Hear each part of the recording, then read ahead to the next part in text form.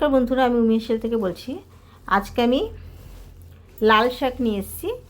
লাল শাক দিয়ে চিংড়ি মাছ দিয়ে ভাজা করব। দেখো, একদম টাটকা লাল শাক।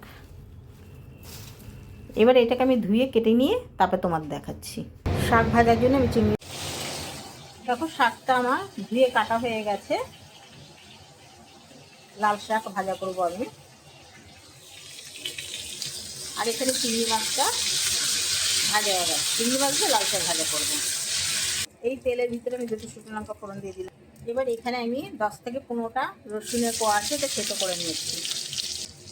এখানে একটা গোটা পেঁয়াজ আছে, সেটাও দিয়ে দিলাম গোটানো।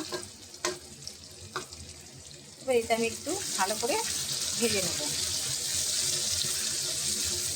পেঁয়াজটা ভাজা হয়ে গেছে, আমি লাল শাকটা দিয়ে দিলাম। সামান্য ঢাকা দিয়ে রাখছি।